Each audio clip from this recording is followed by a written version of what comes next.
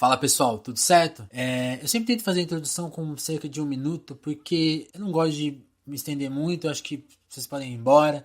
Mas hoje eu vou tomar 2 minutinhos, tá? Porque eu preciso explicar o nome Telefonemas. Essa é a primeira edição do podcast com um novo nome. E esse nome é porque é o formato do podcast. São entrevistas feitas por Skype, por Facebook Messenger. São os telefonemas, né? Entre aspas, aí modernos. Que é a forma que eu encontrei para gravar o podcast de entrevistas. Então a gente vai utilizar essa dificuldade técnica como uma coisa boa, um fator positivo e tentar assim manter com o nome Telefonemas as conversas mais longas, as entrevistas que você já está habituado a ouvir, já foram quase mais de 10 edições, e também apostar em formatos mais diferentes, já que a gente vai investir mesmo na coisa de telefonemas, pensar em entrevistas mais curtas, mais informativas ali do dia a dia mesmo, assim, acontecer alguma coisa aí no dia, entrevistar a pessoa e já disponibilizar o áudio. Então pirar um pouco aí nesse formato, na questão de ser um podcast formado por telefonemas. Então não vai ser só propriamente entrevistas longas. A gente vai ter outros formatos, tentar buscar trabalhar a questão de serem conversas ao telefone, né? Ou a gente fala telefonema porque é mais bonito que chamada, ou sei lá, call. Imagina se eu me chamasse call esse programa, seria terrível. Então é telefonemas, é isso. E o programa de hoje agora eu vou falar do convidado dessa edição, que é o Vinícius Terra. Ele é rapper e ele é o idealizador do festival Terra do Rap, que é um festival que vai acontecer agora em São Paulo aí no dia 10 de junho, que já aconteceu no Rio de Janeiro também, em Lisboa, é um festival que acontece desde 2013, onde ele procura unir a cultura do hip hop brasileira com de outros países lusófonos. Então a cultura do rap lá em Portugal, Angola, Cabo Verde, Guiné-Bissau, São Tomé e Príncipe, entre os países que falam o português. O festival é para promover essa interação entre rappers desses lugares que possuem a mesma língua, mas possuem culturas completamente diferentes quando o assunto é hip hop, quando o assunto é rap. Esse festival acontece agora, vai acontecer no Unibis Cultural aí em São Paulo. E a gente está aqui para falar da origem do festival, dessa ideia de interação do rap em português em diferentes países. Também falar um pouco da carreira de rapper do Vinícius. Ele vai lançar um disco baseado muito nessa pesquisa. Ele fez mestrado em Portugal, não chegou a concluir, mas pesquisou o assunto lá em Portugal. Já foi professor aqui no Brasil, então o Vinícius tem vários assuntos para tratar quando o papo é língua portuguesa, rap, educação, conexão, produção. Ele é um produtor cultural que cuida dos próprios contratos, dos próprios shows, ele que organiza as próprias turnês. Então a gente teve um papo muito interessante sobre arte, sobre produção, sobre educação, Brasil, Rio de Janeiro. Eu sugiro que vocês ouçam até o final, porque o Vinícius, que eu realmente gostei muito desse papo, certo? É isso aí, desculpa a introdução mais longa, mas eu queria esclarecer a ideia do Telefonemas. Os podcasts no Spreaker, no YouTube, no iTunes, coloque ele no seu agregador de podcast aí, pega a nossa RSS e joga lá no seu agregador favorito. Todas essas informações eu vou colocar na descrição do podcast. Certo? É isso aí. Curtam a entrevista. Valeu. Vinícius, vamos começar o nosso papo falando sobre o Festival Terra do Rap, né? Que chega em São Paulo aí pela primeira vez. Já teve edição no Rio, em Lisboa. Conta um pouquinho pra gente o que é o festival. O festival, ele acontece desde 2013. É um festival de intercâmbio entre os países de língua portuguesa. Então é uma forma da gente pensar e estudar a língua portuguesa sob a ótica da cultura hip hop. Certo. Né? A cultura hip hop como se fosse um recorte mesmo, sobretudo o segmento da música rap, né, que faz parte da cultura hip hop. Exatamente. Então o rap como um recorte do nosso tempo para se pensar a língua portuguesa, os rumos do nosso idioma e as formas de integração. Então o festival ele acontece desde 2013 no Rio de Janeiro. Nós tivemos 4 edições no Rio e desde 2016 a gente começou a ampliar o festival em vários segmentos, não somente itinerando por outras cidades, mas também fazendo uma série de ações ligadas a periferias urbanas. Legal. Ou seja, nesse primeiro momento aí da gente, a gente trabalhou muito com esse trabalho de base de também perceber-se lusófono, né? Saber do que se trata essa lusofonia. O Brasil pouco dialoga com os países de língua portuguesa, sim, apesar de sermos a superpotência dessa parada, né, cara? Assim, tipo, somos 208 milhões, né? A maior parte é nossa e a gente é o mais desatento, né? Exato. E assim, o festival também surgiu... Foi que eu fui pra fora do país, fui pra cidade do Porto, Você Portugal. fazer mestrado lá, né? Isso, cara. Eu fui em 2008 continuar minha pesquisa. E a minha pesquisa era sobre a relação do trovadorismo do século XII com o rap do século XXI. Quando eu cheguei lá, cara, eu comecei a perceber um trânsito dos rappers entre Angola, Portugal, Moçambique, Moçambique, Cabo Verde, Portugal de novo. E aí, tendo esse mercado estabelecido e a galera toda de lá sabe quem são os ícones do rap daqui do Brasil, além de já consumirem bastante o Brasil, né, em si, né? E aí, cara, quando eu percebi essa parada, quando eu voltei pro Brasil, falei, cara, aqui ninguém ouve nada. E eu voltei cheio de coisa, assim, cheio de material dos outros, assim. Falei, pô, esse cara aqui, esse outro, essa mina e tal. E a galera nem sabia quem era. E aí, pô, eu acabei rompendo mesmo com a academia depois de um tempo. Um parêntese aí, eu fui professor, né, cara, também de língua portuguesa de 2002 a 2012, né, lecionei uma década aí da minha vida, mas a cultura hip hop tá comigo desde os 14 anos. Então eu acho que foi uma coisa juntando com a outra e tal. E aí quando eu voltei pra cá, meu irmão, eu percebi que tinha um assunto a se tratar, né? Exato, cara. Pô, eu percebi que a minha pesquisa poderia ir um pouco mais além. Ela poderia ser uma ação de verdade, né? Não se tornar apenas uma publicação, mas que ela partisse para ação, né? Então, assim, eu até rompi com a academia e pretendo, daqui a uns anos, voltar a fazer.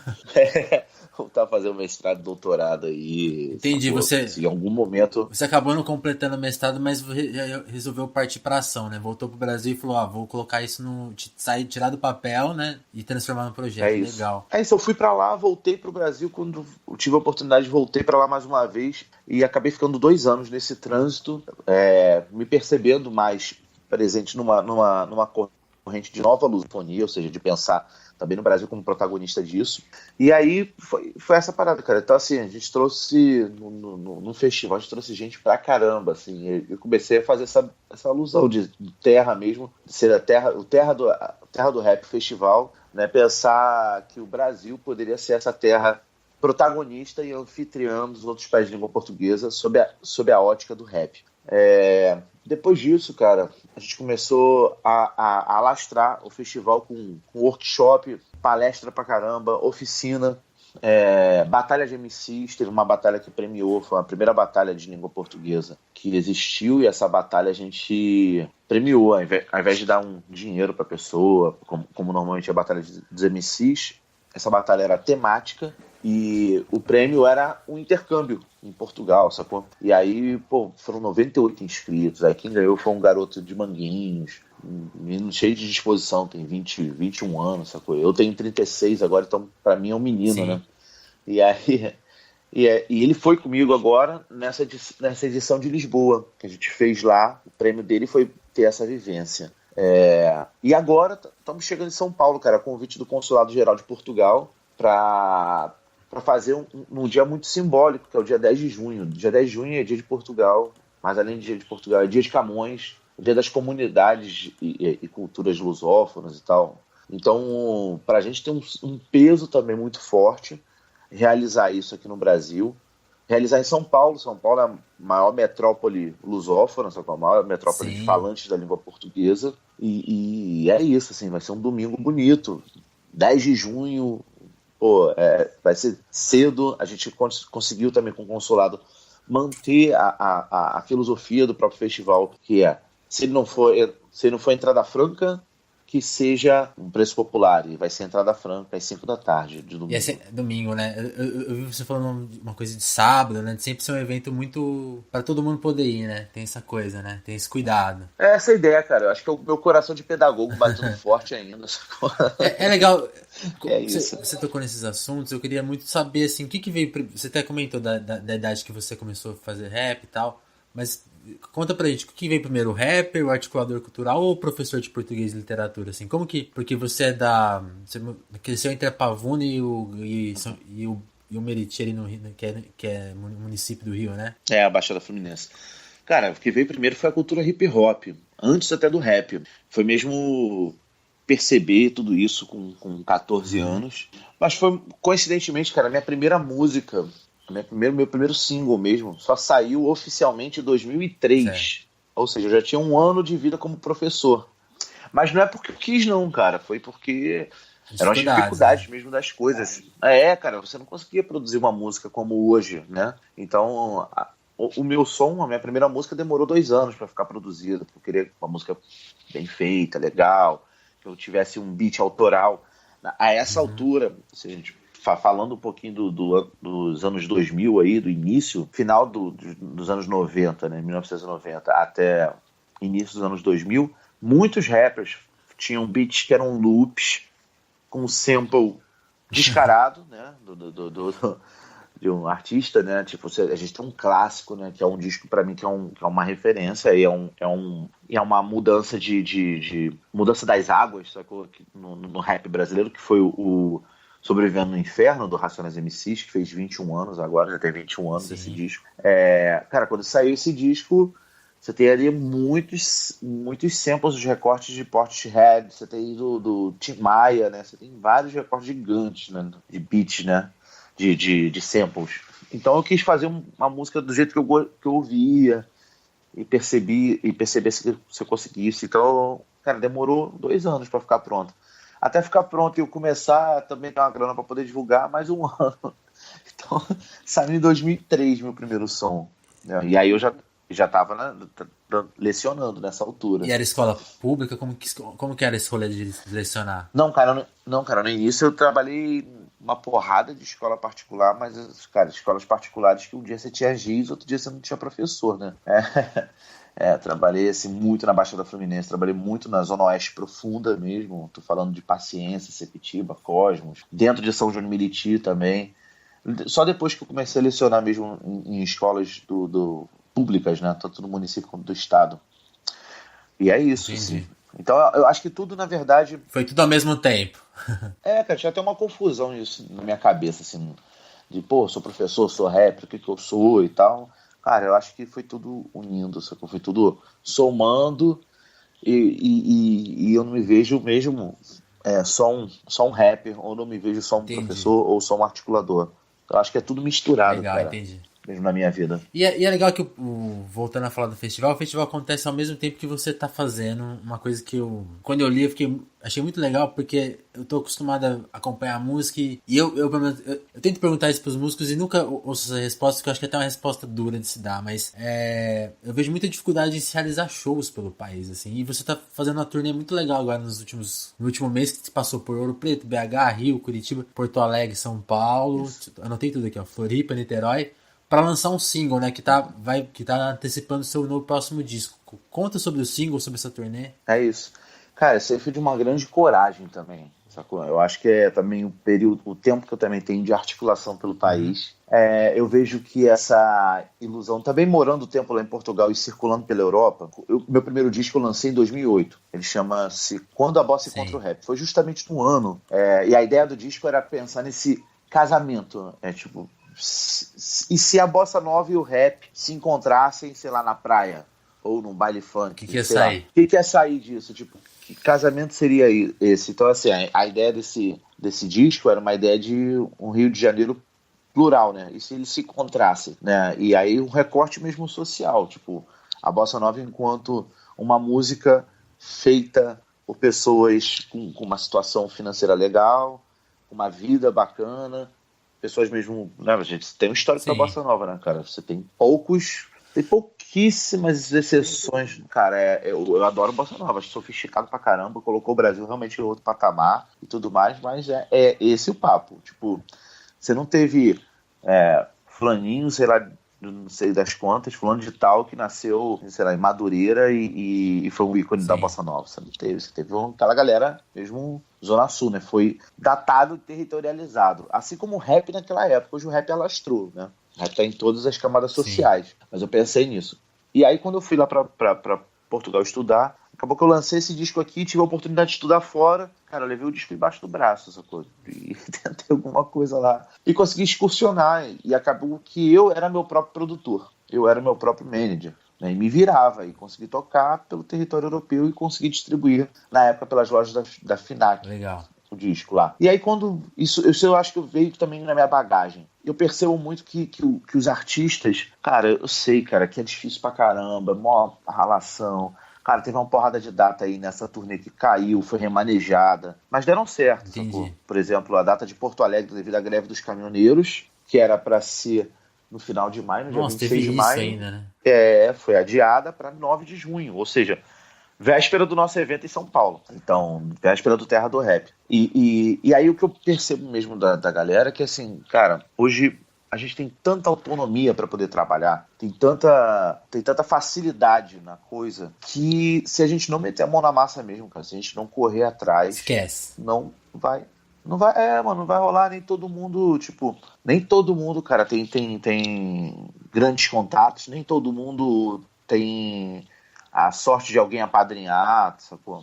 Então, assim, eu meio que já tomei isso para mim como um cara autônomo mesmo. E aí foi isso, tipo, eu botei essa música, né, como lançamos também ali oficialmente. Tivemos que lançar no dia 4 devido às regras de plataformas de streaming, né, de lançar na sexta-feira, mas eu queria lançar no sábado.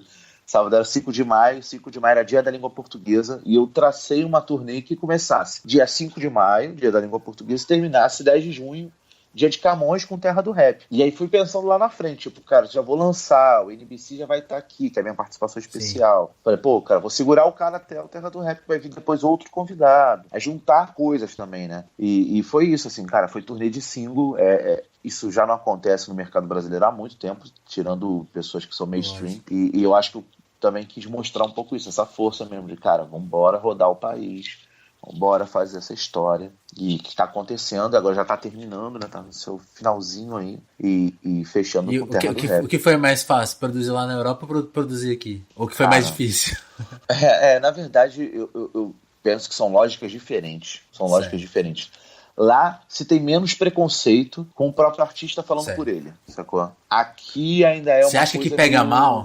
Tipo, o cara é muito pequeno, o cara chocante. Ele mesmo tá tratando. Você acha que tem isso? Sim, tem. Caramba. Tem, cara. Tem, isso é chato. Tem ainda no mercado. E é bem chato. Assim, eu tenho uma equipe, cara, tem uma galera que trabalha comigo, mas acaba que no final da negociação é comigo, eu que estou assinando o contrato, sou eu que estou negociando diretamente com o contratante, sacou? E assim, eu acho que também é uma coisa de visibilidade, sacou, cara? Quando eu lancei a ideia que eu ia ter uma turnê e tal, não sei o quê, eu só peguei coisas de ambiente de língua portuguesa. Só aconteceram coisas ligadas à língua portuguesa. E isso achei importante pra caramba. Por exemplo, lá em Belo Horizonte, a gente fez o Sesc Palladium dentro de um evento, dentro de uma programação de língua portuguesa que eles criaram. Eixo Língua Portuguesa. E aí me deram dia 13 de maio para fazer. E aí eu propus a eles também, como eu tinha uma janela entre Ouro Preto, dia 11, e 13 de maio, Belo Horizonte, sugeri eles para a gente fazer um workshop, para criar uma música coletiva com jovens ali de BH. E aí levei os que participaram pro palco no dia seguinte, sacou? E é isso que eu tô nesse corre aí, mesmo. É legal, né? Nada seu vem de graça. Sempre tem essa coisa da participação, da conexão. Eu queria saber, aliás, falando em participação e conexão, o status do disco, né? Porque agora no segundo semestre então vai chegar o disco, né? Que é o Pra Lusofonia Nasce um Novo Dia, que se antecipou com o single. E é um disco que tem bastante participação, né? Tem Dexter, Negralha, o DJ Negralha, que é do Rio, o Akira, o NBC, que é de São Tomé Príncipe / Portugal, né? Que foi seu parceiro no single. Como que você... É mesmo fruto desse trabalho aí que já tem um tempo, né? Como que você produziu esse disco? Como foi a produção dele? Eu achei legal você falar a coisa do seu cuidado em fazer um beat ali. Porque se você pensar no começo, quando a gente fala a coisa a questão de internet, conexão, até produção, é outro universo, né? Como que foi a produção desse disco? Foi mais fácil? Foi feito em casa? Foi feito em estúdio? Como que você fez? Cara, eu fiz com um grande parceiro meu, que é um produtor jovem até. Produtor que comprou comprou a viagem comigo. Comprou a viagem comigo do disco. Assim, cara, na verdade, eu tô produzindo esse disco já há um tempo. Eu tô produzindo ele quase que em paralelo. Na verdade, eu comecei a fazer o disco e eu escrevi o projeto do festival e comecei a escrever várias coisas sobre lusofonia e comecei a tentar fazer no Brasil. O disco era um deles. Quem nasceu primeiro foi o festival. Eu voltei pro Brasil em 2010 e eu fiquei durante uns 3 anos aí. Então esse disco também já está em construção há bastante tempo. Oficialmente, ele está há 5 anos também, assim como Terra do Rap. Eles estão andando em paralelo ali. Eu fiz a primeira música, que foi o Versos que Atravessa o Atlântico. Cara, que foi uma música que pra mim foi divisor de águas. Pra mim foi muito importante. Pro ambiente lusófono também, cara. Essa música teve um alcance gigantesco. Para 2013, ela tem aí um alcance de 4 milhões de visualizações. Pulverizadas, assim. No meu canal tem 200 e poucos mil, assim. Mas ela pulverizou e foi uma música que Foi a primeira música, o primeiro registro de língua portuguesa que teve. Um artista nascido em África lusófona, um artista nascido em Portugal e o outro artista nascido no Brasil, produzindo uma música. Esse registro nunca existiu na história, assim. Não se tem na história da música que Essa três união. continentes do mesmo idioma, exato, e a gente fez pelo rap, então a música Versos que atravessa o Atlântico. Essa foi a primeira música mesmo. E aí eu fiquei esse tempo de pesquisa e falei, cara, esse molde que eu fiz da primeira música, o Versos que atravessa o Atlântico, eu falei, cara, tá legal, mas ainda é uma coisa muito clássica ainda, até mesmo na estrutura do rap. Preciso Avançar. buscar mais, exato, e assim, a história do disco é a história da travessia, ou seja, aquilo que chegou no Brasil e construiu o Brasil do jeito que a gente conhece hoje. E agora eu devolvo essa história. Eu achei legal, eu tava lendo sobre o seu mestrado e sobre a ideia do disco. Você cruza, né? A coisa de trovadorismo até o século XXI é o papo do disco, né? É por aí, cara. É por aí. Mas a gente conseguiu uma coisa assim, cara, eu passei na mão de 4 produtores antes de parar com o Gabriel Marinho. 4 produtores, cara, até entenderem o barato. Porque um entendia que tinha que ser didático, e Não, aí eu calma. falei, não, bicho, não é. Não, livro a gente pode comprar aí, livro didático, a pessoa pode pesquisar a história. Agora, um disco ser um livro didático, ser uma coisa, capítulo 1, capítulo 2, Não ia funcionar. Eu falei, não é isso, não é isso. Então, mas o disco ele é todo amarrado, assim. Cada faixa, por exemplo, para que fique escrito, se eu não me engano, é a faixa 4 do disco. Agora eu não recordo aqui, mas ela, o momento que sai o disco, se você conseguir ouvir no Sim. Xará, você vai perceber que ela tem um motivo dela ser a faixa 4, por exemplo. É um quebra-cabeças mesmo. E aí a gente escreveu, sei lá, 25 músicas, cara, e fechamos o disco em Nossa. 10. Fechamos, para ficar bem coeso mesmo, o disco e tal. E aí as participações também, a produção do disco foi mesmo. A gente começava a produzir, passava um dia juntos para construir, vamos construir tal música, né, com tal tema. A gente começava, pô, aqui precisa, sei lá, de um agogô, aqui precisa de um berimbau, aqui precisa de um piano, de uma flauta, de um naipe de metais, ou, sei lá, um trio de cordas. E aí a gente ia montando o esqueleto, depois chamava os músicos, gravava os músicos, tudo no home studio. E aí depois, o que era necessário gravar em estúdio com uma grande captação, a gente gravava. E as participações, cara, foi muito conversa mesmo pelo WhatsApp, mandava por e-mail mesmo o beat, ou pelo WhatsApp mesmo. Passava qual era o BPM, depois que estava montado, e chamava a pessoa gravava no seu país de origem. Sacou? Entendi. Foi um trampo assim, cara. Os últimos 2 anos a gente demorou para construir esse disco, porque também a inspiração do cara, tá longe, né, e tudo mais, assim. O Dexter, cara, foi pra mim uma grande surpresa, que o Dexter é um, tipo, sei lá, cara, ele tá na minha opinião, tá no panteão, sacou? Tá, Um tipo, patamar avançado. não, cara, tá mesmo no Olimpo Sim. do hip hop, assim, sacou? Brasileiro. Tipo, o cara tem uma trajetória, representatividade. Quando ele topou participar, assim como o Negralha também, cara. Quando o Dexter topou, cara, ele mandou a música pra mim e me perguntou pelo WhatsApp se tava bom, se queria que ele reescrevesse e tal, se achei que tava, Tá porra, meu irmão, eu ótimo. falei, porra, mestre, tá aí, nasceu, obrigado e tal. Foi Legal. incrível, assim. E aí tem participações de tudo quanto é canto, cara, de Cabo Verde, de Moçambique. A gente só ficamos mesmo. Para esse disco, a gente ficou mesmo nessa tríade Brasil, África, lusófona e Portugal, né? A gente não chegou até o Timor-Leste, até Macau. A gente não teve esse ambiente lusófono. Quem sabe um volume 2. E tá aí, cara. Mas no Spotify, nas plataformas de streaming aí, você encontra já algumas músicas. Encontra também um projeto que foi... No meio do caminho nasceu também um projeto, foi o primeiro projeto de Isso que eu rap. te, isso que eu ia te perguntar, né? Em 2014 você fez o projeto BPM, né? Isso, Brasil e Portugal misturados, que foi por acaso, cara. Foi por acaso mesmo. Na verdade, eu fui para uma turnê portuguesa em 2013, e aí um dos caras que veio pro Brasil, eu conversei com ele que tava produzindo um disco e tal, ele falou, vamos produzir e tal, vou preparar uns instrumentais, quando você chegar lá a gente grava. E aí, quando eu cheguei lá, a gente tava gravando, ele acabava fazendo uma rima, quando eu vi já tinha uma segunda música com outra rima dele. Eu falei, cara, esse disco não é meu, cara, esse disco é nosso. E a gente produziu o BPM em 4 dias, na cidade do Porto. A gente escreveu e produziu em 4 dias. Então, assim, foi um disco mesmo recorde. Legal, que a gente hein? lançou. Fomos 3, né? Eu, o Mundo Segundo e o Sr. Alfaiate, né? Que é o DJ Neo Assassin, tem vários nomes aí. É um cara também de representatividade em Portugal. Aí a gente fez o disco. Em 2014 a gente lançou e fez a turnê Brasil-Portugal mesmo. A gente rodou os 2 países, fizemos aí um circuito bacana também. Isso também já me deu mais experiência para também atuar nessa turnê agora que teve com o NBC. Foi uma turnê extensa, foi uma turnê bonita pra caramba, assim. Foi bem legal, cara. Foi bem legal. E o mais bacana é poder ultrapassar essa fronteira, sacou? Ultrapassar a fronteira de que não há, em nenhum momento, a barreira de que a gente não consome. A gente não consome porque não conhece, cara. Você tinha esse receio de talvez fazer esse produto que tem um ineditismo, por exemplo, assim, eu imagino que talvez... O que você ouve, assim, de preconceito com, tipo, o sotaque, o texto? Tem alguns preconceitos Isso. que você costuma ouvir? Qual que é o papo? Quando o cara ouve seu verso lá em português, do jeito que a gente fala aqui, aí tem um cara com português de Portugal ou de Angola, você sente tem algum texto que você... cansado, assim, que você ouve? Como que é a reação básica?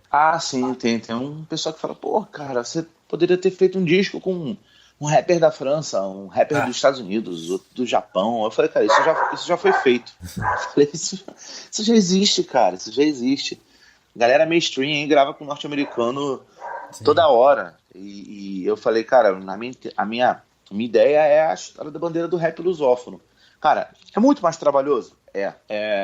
Que seria muito mais fácil, tipo, sei lá, o investimento que eu fiz, sei lá, juntar uma grana pra gravar com um cara mainstream do rap brasileiro pra ver se catapultava minha carreira, sacou? Mas não é isso que eu tô atrás, não é essa história que eu tô atrás. Seu objetivo, né? Cara, eu tô fazendo, o que eu quero. Foi aquilo que eu falei, a gente tem toda essa liberdade, entre aspas, aí, para poder realizar as coisas, então que a gente realize o que a gente quiser e não fique moldado, né? Às vezes eu pego, cara, nessas oficinas, nesses workshops que eu faço pelo país e tal, às vezes eu pego também uma molecada, tipo, que tá pensando, cabeça toda deturpada, sacou? Tá mesmo com aquele olhar mesmo midiático, da mídia antiga, da mídia da TV, do jabá de rádio, sacou? Já tá... A cabeça dele já tá engessada para aquilo. E eu começo a falar, cara, primeiro, faz sua música, cara. Faz a música que você quer, que você deseja. Agora... Só aí o cara já vai encontrar um monte de barreira, né? Exato, cara. Você tem que ser de verdade, cara. Até mesmo, eu costumo dizer isso, tipo, eu vou dando as oficinas oficina e workshop lá de rap, de beat e tal. Quando eu dou esses workshops e tal, aí eu começo a falar de nomes populares, artistas populares do Brasil e tal. Aí a galera começa a rir, eu falei, bicho, já tem muita coragem pra ser quem eles são. Falei, o cara tem que estar todo lindo, aciado, sapato limpo, roupa limpa, cara linda, né? Aquele sorrisão branco. Eu falei, meu irmão, o cara tem que ter muita disposição pra ser quem ele é.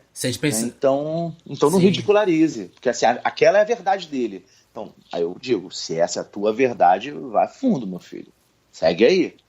Entendeu? Quando você pensa nesses nomes que são mais populares, de quem você está falando? Do Gabriel Pensador, D2? Não? Não, cara, não. Tô falando mesmo do mainstream da música popular mesmo. Tipo, vai de Tiaguinho, Anitta, a Ivete Sangalo, só com esses cânones mesmo da música pop brasileira, né? O sertanejo, né? E tal. Eu falei, cara, isso é um mercado forte, é um mercado coeso no Brasil. Assim como tem no Brasil, tem em qualquer lugar do mundo. Basta você não ter essa história de tipo, não, porque na França as pessoas entendem. Cara, balela, bicho. Balela. Vai chegar no verão, agora tem um monte de música de consumo instantâneo na França, bicho. É igual, né? Não tem essa. Não tem, mano. A música pop é em qualquer lugar do planeta. Exatamente. Exato. Agora você não pensar em furar e tal. E, cara, eu também digo isso também quando essa molecada também meio que ridiculariza. Vou dar um parêntese aqui, cara. Meu cachorro. Tranquilo. Um parêntese. Meu cachorro tá dando uns latidos infernais aqui, mas não tem como controlar. É o horário dele de latido. Aqui o ambiente é tranquilo pra isso. Tu pode latir. Boa. E aí, então voltando assim. Quando eu converso com essa molecada e tal, uma coisa que eu digo é até mesmo aponto pra eles. O Gabriel, por exemplo, Marcelo D2 e o Mano Brown, dá um exemplo desses três. Eu pergunto a eles o que eles têm de semelhante. Aí ninguém sabe responder. Eu falo, bicho, a semelhança deles é a diferença. O Gabriel não é igual ao Mano Brown, que não é igual ao D2. Nenhum dos três são iguais. Então, assim, eu acho que você tem que buscar a tua diferença também no teu rap, a tua história pra contar, sacou? O que vier, cara, é consequência do teu esforço, do teu trabalho. Agora, não use como mérito, eu sempre falo isso pra molecada, não use como mérito, como parâmetro de sucesso, ter que assinar com uma gravadora, ter que aparecer na TV e ter que estourar em rádio em cadeia nacional, sacou? Não é por aí. Acho que sucesso é você, porra, fazer o que tu quer, cara, do jeito que você quiser, entendeu? Se você vai ver a história até dos 3 exemplos que você citou, é bem diverso, né? O Gabriel já começou no esquema mais profício, o D2 começou com o Planet Hemp, que era uma banda independente, o Brau por muito tempo não falava com a imprensa, teve todo... Agora, hoje ele lida super diferente com isso, tem todo outro trabalho, exato, né? mas era questão de posicionamento, era necessário. Assim. Naquele momento do Racionais era necessário alguém chocar mesmo, falar, porra, cadê... Os caras não falam.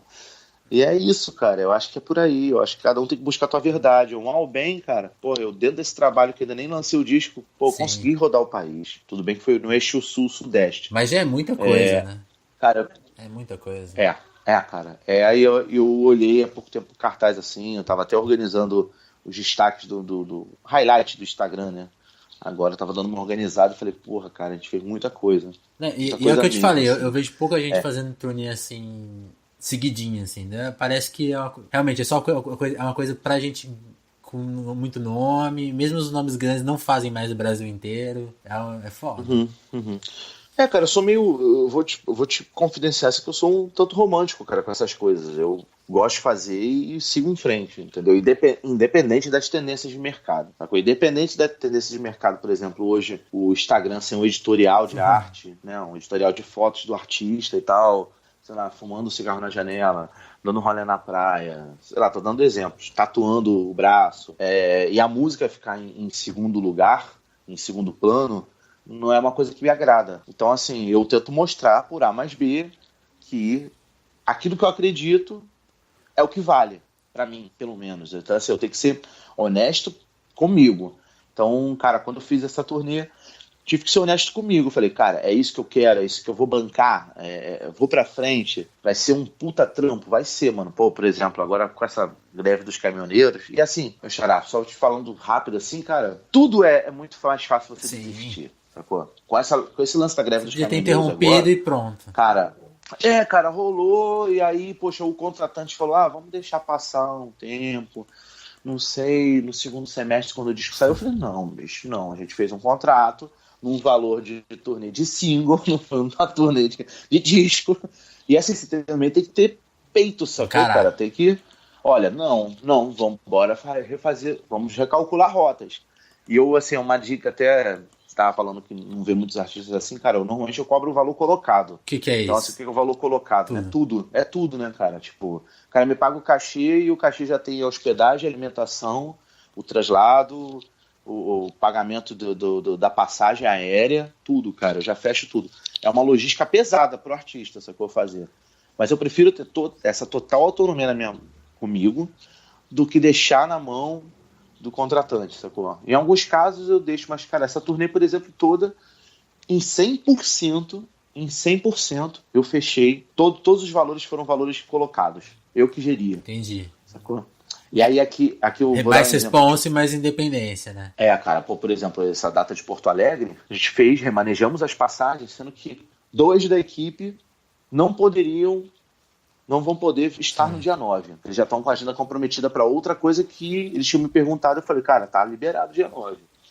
Eu tive que mudar 2 pessoas da equipe agora nessa tríade de 8, 9 e 10, porque alguns não poderiam. E aí o que aconteceu? Com essa nova entrada de 2 integrantes, por exemplo, para Porto Alegre, a gente vai sair de Porto Alegre muito cedo, mas 2 vão para Guarulhos e o restante vai para Congonhas. E assim, gerimos uma crise e a urgência, e aí vai passar a van primeiro em Guarulhos, a gente comprou passagem tipo 2 horas antes para eles chegarem lá em Guarulhos, pegarem uma van, encontrarem com a gente em Congonhas, e de Congonhas a gente partir para pro Teatro Nibis. E é isso, bicho, é por aí, sacou? Acho que é bem essa característica, acho que é o do it yourself mesmo, eu tô nessa, é estressante, cara, mas até mesmo alguns artistas do mainstream vendem isso, né, cara, que gerem todo o trabalho, né? Acho que é por aí, cara, eu acho que não tem muito para onde correr, na verdade. A gente não tem uma característica de uma profissão de produtor, sacou? São poucos produtores que eu conheço, produtores de fato, que pessoas que encaram a profissão são apenas aquilo, apenas produtores. São... Fora que além de serem públicos, assim, casar com o que você pensa é uma dificuldade enorme, né? Aí vai embora. Claro. Vinícius, Verdade. Isso, e é isso. Sem querer cortar, mas eu queria também te perguntar, assim, uma coisa que eu fiquei pensando aqui, que eu não... Eu nem fui procurar a resposta, eu já queria te perguntar direto, então, não sei se é... Aqui no hip hop brasileiro a gente tem uma clara noção que veio da influência gringa, né, dos Estados Unidos, ali no final dos anos 80, mas em Portugal e, assim, e um pouco da África, assim, o que você poderia contar pra gente entender, assim, o hip hop... Você até comentou, eles ouvem muito o que sai no Brasil, de rap brasileiro. Mas a referência deles veio também do norte-americano ou veio do Brasil? De onde que veio, assim? Falando em Portugal, depois você pode falar dos países da África também, que você sabe, assim, da sua pesquisa. Sim. Não, na verdade, a primeira geração mesmo de fundação, a gente tem aí um hip hop lusófono que ele tem já uma maturidade de 30 anos, né? Sim. De 20 a 30 anos. E toda essa primeira geração foi impactada mesmo. Eu tô falando no ambiente Brasil, Portugal, tá? Angola. De Moçambique a Portugal, a Brasil, sacou? Todo mundo foi impactado mesmo pela cultura norte-americana. O barato da cultura hip hop é que ela consegue se adaptar às múltiplas realidades de cada país. Esse que é a grande parada. Então, assim, o hip hop do Brasil é um hip hop brasileiro mesmo. De Portugal é português. Então, assim, a primeira geração mesmo do hip hop geral foi impactado pela cultura norte-americana, foi impactado pelo Fight the Power mesmo do Public Enemy, sacou? Todo mundo mesmo ficou impactado com aquilo, era o Ice-T cantando Colors, né? Naquele filme, as coisas de violência. Então, assim, a mídia também teve um poder muito forte e uma importância gigante para essa disseminação dessa cultura, né? Então, todo mundo conta a mesma história, cara, é incrível. Chegaram as revistas, chegaram os filmes, chegaram os clipes da MTV, né? E aí todo mundo foi abraçando, né? Isso é o papel da mídia. Pô, que bacana, que importante isso e tudo mais, ter chegado, né? E a partir dali é que cada um transformou de uma maneira, né? Aí a grande parada que pelo menos são os artistas que eu procuro me relacionar, que é aí que eu chamo de rap lusófono. Então, assim, nem todo mundo seria rap lusófono. Eu digo que o rap lusófono são esses agentes, esses artistas que viveram de alguma maneira em periferias urbanas. Quando eu chamo periferias urbanas, até o Keso, que é uma das participações, que é um gênio, cara, é um gênio do norte de Portugal. É uma figura, assim, incrível, que é de uma nova geração do hip hop, diferente do NBC, que é já uma geração de fundação. A fundação até mesmo do hip hop português, ele tem um peso muito dos africanos, né? Dos filhos de africanos, né? Os filhos de imigrantes que chegaram em Portugal. Então, assim, o primeiro rap, a primeira cultura hip hop de Portugal é preta, né? E aí eu tava conversando com o Kes, que é um branco do Porto e tudo mais. Quer dizer, eu não, uma entrevistadora na rádio há pouco tempo, acho que foi anteontem. Ela perguntava: você nasceu em periferia? Ele: não nasci em periferia, nasci mesmo no centro. Mas eu falei: cara, aí tem a beleza da língua portuguesa. Eu falei: não, cara, onde você viveu não é num bairro social no centro do Porto? Ele então, é isso que a gente chama de periferia. Então, assim, o que eu penso como rap lusófono são esses agentes de periferias urbanas, como ele se enxerga enquanto um artista periférico e relevante na sua região. E, curiosamente, esses artistas que eu busquei, eles têm uma poética muito parecida. Os anseios, as necessidades que eles narram nas suas letras são muito parecidas. Esse é o grande barato. Eu imagino que um dos seus sonhos é levar o festival para Angola, Cabo Verde, Guiné-Bissau, Moçambique. Estou errado? Não, nem um pouco errado, cara. Quero chegar ao Timor-Leste. Quero chegar ao Timor. A gente deu esse primeiro pezinho em Lisboa, sacou? Foi uma data histórica lá. Eu tive, boas críticas. O pessoal mesmo disse que foi lindo. Eu também não tenho essa pretensão... Como eu posso te falar, uma coisa tão prepotente de ser um festival gigante. Eu penso que o festival ele tem que ser um pop-up festival mesmo. Que ele chega e se adapta, por exemplo, a um festival, por exemplo, que esteja acontecendo em Angola, um festival grande, e a gente tenha, sei lá, um momento Terra do Rap, assim, um dia. Né? Eu acho que Esse seria o grande barato. Não chegar com uma puta estrutura gigante e tal. Que também, assim, o alcance que eu tenho também, eu também tenho que saber o meu Sim. tamanho, cara, né? O alcance que eu tenho, a rede de contatos que eu tenho, também não tem uma força pra fazer o Terra do Rap virar um Rock in Rio, bicho. Nem, Né? Então, nem assim, precisa, né? Por bicho, favor. não. É, cara, então assim, pô, tem essas viagens, né, cara? Tudo é do outro é Não, e tem melhor. essa coisa, tem uma coisa que você até comentou que você tá muito seguro, que eu achei muito bem legal, assim. Tem essa coisa, tudo precisa ser grande, né? Não precisa, pode ser legalzinho e É, mano. tal, pequenininho, É. funcionar Não legal. é, cara, é assim, é isso, de pequenininho, pequenininho, eu fiz em Belo Horizonte pra uma sala de 1.300 Exatamente. pessoas, sacou? É bem isso, assim, então, é você ter essa sinceridade, ter esse poder de articulação, ter esse corre mesmo, cara, é importante pra caramba. E uma coisa que eu queria tirar a dúvida, eu imagino assim, quando você fala 1.300 pessoas ali em BH, pelo tamanho do evento e pela proximidade que você tem, é outro rolê, né? De fazer, sei lá, de chegar e ir embora, né? Aposto que você cria contatos e gera uma rede muito mais forte, né? Desse tipo de produção, né? Ou não? Pô, cara, antes do show a gente teve batalha de MCs, antes do show a gente teve uma participação gigante de artistas locais. Eu tentei. Você também tem que ser inteligente, tipo, você não vai chegar no território alheio e falar, porra, vou lotar, vai ser incrível, eu sozinho, né? Tem que Pelo se munir. contrário, né? Tive mesmo que. É, cara, eu tive que fazer toda uma articulação local para a coisa acontecer, né? É, ou, por exemplo, a gente fez Florianópolis agora, eu convidei um artista local, um garoto jovem, sacou de lá, que é um garoto, não sei qual vai ser o rumo dele como rapper, o nome dele é McAllister, guarda esse nome. Assim, cara, ele já Tem tem público.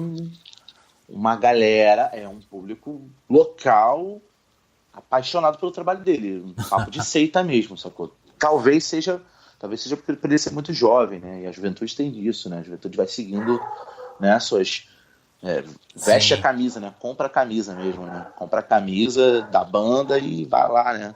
Vai lá apaixonado, né? Vai assistir. E eu vi isso, cara, por exemplo, lá em Florianópolis com esse garoto. Tinha uma galera mesmo. E pra mim foi bom, cara, Aí porque colaram no seu rolê. claro, claro, claro. E aí você também tem que ter a convicção de que o teu trabalho tem relevância, porque o rap, então, cara, ele é muito dinâmico. Então, assim, o timbre que eu uso já não é o timbre que esse garoto usa. Esse garoto usa mais um timbre mais voltado ao trap, sacou? Então é outro rolê o dele, é outra onda, entendeu? E aí, porra, eu fazendo uma estética mais parecida com boom bap, mas com uma cara de world music, sacou? E aí, cara, qual é o papo, né? Um instrumento, sei lá, no meio do beat tem um balafon tocando, sacou? Que é um instrumento moçambicano, tá ligado? E aí, né? É, enfim, e o rap hoje tá os beats, quer dizer, a música eletrônica, né, ela tá muito percussiva hoje, né? Mais bumbo, caixa e o cara cantando ali numa coisa mais minimalista, né? Ainda tá assim, né? E eu faço um beat cheio, né? Um instrumental cheio, cheio de instrumento, linha de baixo mesmo, ou linha de piano, e é músico mesmo que tocou, então você tem que também ter convicção que teu trabalho também tá ali, né? E é isso, bicho, eu percebo bem isso, assim, tipo, até da nova geração mesmo, dessa molecada de 16, 18 anos, cara, que tá acessando o meu trabalho, vindo mesmo, já me vendo com uma outra característica, me vendo com uma característica de um, tipo, sei lá, Entendi. mestre, bicho. A galera vem, ô, mestre, ô, da hora o som, ô, caralho, não conhecia. E realmente, pô, essa molecada não consumiu, né, bicho? Eu também até eu consumi música dos Foi anos um 60, tempo, é. 70, dos anos 50, mano. Foi um rolê, né? Também, né? Então você vê que era Chuck Berry, Miles Davis, até chegar na minha mão, né? Princípio do jazz, eu tava ouvindo jazz do Ed Mota, por exemplo, que tava ali na minha. Tava chegando na minha mão ali, né? Naquela hora, né? E é por aí, cara, é por aí. Eu acho que a música ela não tem tempo. A música enquanto arte, né? É arte, é transversal, não Total. adianta. Né? A música, enquanto arte, ela vai ultrapassar o tempo, vai ser transversal ao tempo. O rap é isso, o rap também é arte. O rap é uma música extremamente sofisticada, é difícil de se produzir. Quando eu digo difícil é porque, cara, você tem que encaixar no bumbo e numa caixa uma rima. É uma. Aparentemente ela é uma não música, sacou? Não música, mas é uma música. E é isso, esse que é A o questão grande do sample, desafio. né? Processar músicas antigas de formas que às vezes descaracteriza totalmente. É uma coisa muito complexa mesmo, né? Agora, É bem por aí. Pra gente Bem por encerrar o aí, nosso bem por papo, a aí. gente já conversou bastante sobre o seu rolê, mas eu queria muito te perguntar, até por toda a sua vivência de mestrado, de professor, acho que é inevitável te perguntar isso, porque foi uma das coisas mais legais que aconteceu aí recentemente. Eu até vi uma entrevista sua comentando como que o Brasil tá vivendo Acho que nem vai ter tempo de a gente tocar nesse assunto, mas se você quiser comentar brevemente. Eu vi uma entrevista sua comentando de como as coisas estão caminhando por uma coisa mais sombria, mais de censura, de ideia, né? E aí, nesses tempos, é muito legal a Uhum. gente ver a questão dos Racionais entrarem no vestibular da Unicamp, né? Ter um material legitimado. O que você É, pensou disso? exato. Como que você leu essa notícia? Cara, eu levanto as mãos pro céu e falo amém, igreja. Até que enfim. Cara, é bem isso. Cara, o Brasil é diverso, né, cara? O Sobreviver no Inferno, cara, pra mim, porra, o 997 eu tinha 16 anos, cara. Pra mim, garoto de Pavuna, que só circulava pela Baixada Fluminense, sacou? Tudo era muito distante. Em 1997 não tinha metrô em Pavuna, cara. Então, caraca, era mó rolê pra chegar até a Lapa, sacou? Tipo, tudo era muito longe.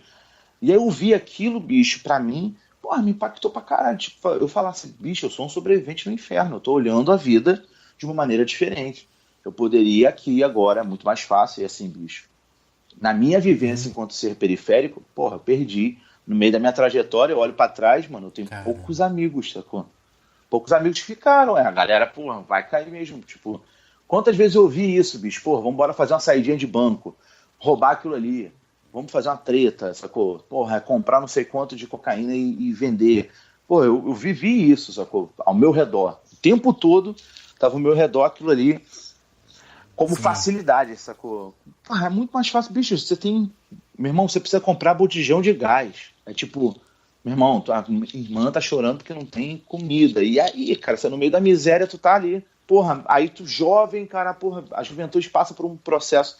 Graças também a essa maravilha que foi a ditadura militar, né? Que foi uma maravilha, para não dizer o contrário, que você tem um serviço militar obrigatório. E aí o jovem, no período mais complicado da sua vida, entre os 16 e 18, o cara fica travado que não consegue trabalhar, bicho. Que ele é menor de idade, e depois ele precisa ter o certificado de baixa. É foda, né? Então, assim, é aquele período que, meu irmão, você não faz nada da tua vida. Você fica ocioso, você não tem nada, e tudo é desinteressante. A escola é engessada, você não tem mais como estudar. Tipo, você não, quer dizer, não é como estudar, mas, cara, a escola fica desinteressante a partir de uma certa idade. Porque é tudo engessado, cara, já era. Então, assim, pô, esse momento. Então, cara, quando eu soube de Sobreviver no Inferno, quer dizer, do Racionais MCs como matéria, como, né, Sim. peso curricular, bicho, me dá uma felicidade do caramba, sacou? Me dá uma felicidade porque é relevância, é representatividade. E eu também olhar pra trás, sacou? E eu penso assim, putz, bicho, esse disco virou tipo um mantra pra mim num período da minha vida. O Racionais virou um mantra, sabe? Porra, Mano Brown, bicho, é um orador incrível. Sacou? Não tem. Eu não me imagino, tipo, o cara fala, tô ouvindo alguém gritar meu nome, parece um mano meu, isso é voz de homem. Tipo, Sim. você já tá na história junto com ele. Era um storytelling mesmo, tipo, caraca, você já tá nadando na E você história do acha assim, cara, meu você irmão. comentou da coisa da questão das escolas engessadas, eu fiquei pensando, menino, você acha que tem algum. Enfim, a Unicamp é uma coisa. É bem limitada, mas assim, Brasil, muita gente do Brasil vai estudar pra prestar lá, enfim. E você acha que as escolas estão preparadas pra passar esse conteúdo? Cara, a gente tem um sistema tão engessado brasileiro. Pô, quando eu lecionava, cara, eu lecionava tipo, pra fazer uma grana, tipo, sei lá, eu lecionava de 3 a 5 escolas, entendeu? É muito triste, assim, a falta de respeito que há com o professor mesmo no Brasil, sabe? É bem triste. Você não tem. Pô, você ganha mal. Pô, cara, se um professor ganhasse bem. Cara, eu não tô falando muito dinheiro, não, Sim. cara. Tô falando, sei lá, R$ 5.000, cara. Se o cara ganhar R$ 5.000, a tiazinha, sabe a tia da alfabetização, ganhar R$ 5.000 pra ficar só com aquela turminha, cara, ela teria. A gente teria uns alunos incríveis, sacou? A gente teria um Brasil 1000 vezes melhor. Cara, a gente não fica preparado porque o professor no país tá massacrado, cara. O professor, ele é uma profissão tipo, ih, você vai virar professor. Foi isso que eu vi. Sacou? E eu escolhi professor que eu falei, meu irmão, preciso. Aí era uma coisa romântica mesmo, do adolescente, né? Falei, cara, eu vou para educar as pessoas, para ajudar a perceber. E quando eu comecei. a lecionar eu tinha, Sim. disposição de jovem, né? Disposição e, via professores tipo Tartaruga e eu lá, lebre, né, cara? Lecionando, criando planos de ideias, né, pedagógicas e tal, didáticas diferentes e tal, e era de se admirar. Eu tive a felicidade, o tempo que eu lecionei, de ser sempre o paraninfo, sacou? Ou o patrono de uma turma de formandos. Foi sempre, meu irmão, sempre. Eu não tive um ano que eu É o não tenha sido resultado, em né, alguma de se escola. mexer. Porque cara, porque eu tinha um afinco mesmo. Mas, cara, eu percebi uma coisa. Quando Hum, eu fui deixando de lecionar, porque começou o trabalho musical também, meus projetos também, as ações que eu faço pautadas na cultura hip hop começaram a acontecer, começou a entrar grana, eu tive que começar a limar escolas. E eu fiquei só com uma escola, no finalzinho, assim, lá em 2012, eu fiquei só com uma escola, lecionando. Meu irmão, e eu percebi uma parada. Falei, caraca, eu tô com tempo para fazer uma grande aula. Minha aula era incrível. E aí eu comecei a pensar, caraca, se todo mundo aqui ganhasse, se todo mundo ganhasse pelo menos 5 prata, mano, não é muito dinheiro. Hoje, então, no Brasil, não é Não, 5 nada, mil te 5 coloca mil. lá em cima Pô, se hoje, todo mundo ganhasse. né? A gente não tem essa noção. Se você ganhasse 5 mil, cara, a gente teria só superpotências, cara. E o Brasil tem isso, cara. Pô, a gente é um país rico pra caramba, maluco. Rico pra caramba. A gente tem tudo, cara. A gente tem tudo nesse país, sacou? A gente tem tudo, tudo, tudo, tudo. Qualquer estrangeiro que vem pra cá pensa nisso. Quando eu saio do país, eu penso, caraca, eu não aguento mais tomar suco de laranja com misto quente, entendeu? Pô, é só isso. Cadê o suco de caju? Cadê, sei lá, maracujá? Eu tô dando exemplos assim, mas é isso, bicho. Assim, a gente tem uma superpotência nas mãos, E cara. flertando com o Nas atraso, mãos. né? Sempre. E sempre, cara, é incrível, é incrível. Eu acho que cabe a cada um mesmo, a gente cada vez mais ter consciência daquilo. Cara, realmente hoje eles conseguiram fazer isso, que o voto é a coisa que determina o horizonte de um país. Eu acho que é muito também de uma coisa da gente saber o que a gente quer para não ter esse retrocesso, entendeu? Eu ouço muito, cara, ouço muito isso desse retrocesso das pessoas mesmo pensando de solução mesmo de armamento e tudo mais, sacou? E assim, cara, a gente teve um avanço tão bonito, sabe, cara? Eu tava tão feliz, assim, tipo, olhando o Brasil, eu falei assim, caraca, meu irmão, olha que pensamento maravilhoso, a gente teve todo mundo, quer dizer, não todo mundo, mas, cara, quanta gente que, sei lá, seria entregador Sim. de botijão de gás, sacou? E, porra, hoje é um articulador cultural, ou é um professor, ou tem a seu centro cultural, ou tem o seu sarau de poesia, sacou? A gente vê esse recorte agora do tempo, né, cara? O sarau deixou de ser uma coisa elitista, cara. O sarau tem tudo quanto é favela agora, meu Sim. irmão. Tipo, isso é resultado também de um avanço do país, sacou? De um avanço cultural também, de um avanço da educação. Bicho, se eu não tivesse de todas as possibilidades, eu não sei, cara. Talvez eu seria Entendi. PM, tá ligado? Talvez, É o que porque. ia ter pra Não, sem fazer, né? brincadeira, cara. Cara, as pessoas falam, pô, tu queria ser PM e tal. Eu falei, bicho, que eu olhei pro meu. Olhava pro meu bairro, olhava pra mim. Eu digo muito isso nessa música, do Para Que Fique Escrito. Do meu registro desse grito, né, dentro de um distrito, né, dentro da onde eu vivo, né, todas as situações que passam na cabeça, assim, é uma música que eu falo muito poeticamente, eu estou dizendo ali toda a minha trajetória, é uma música mesmo em primeira pessoa. Pô, cara, quando eu olhava pro Brasil, quer dizer, meu bairro, pelo menos, falava, cara, traficante eu não quero ser, bandido eu não quero ser, assaltante eu não quero ser. Mano, vou ser policial, que pelo menos eu tô armado e garantindo. Olha aí, a Tudo. cabeça, sacou? Pelo menos eu tô armado e garantindo a segurança da minha família. Vou ter uma casa de 3 andares, vou ter um carro, vai estar de boa e tudo mais. Sacou? Era a cabeça que se tinha, cara. Não era só minha. Ao meu redor, cada um tinha um pensamento desse, que era um pensamento somente pro próprio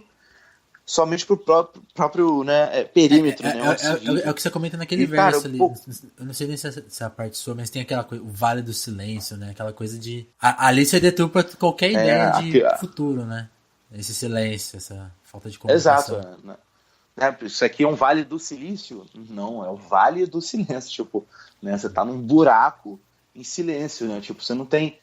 Você poderia ter um vale do silício em cada Sim. bairro do Brasil, sacou?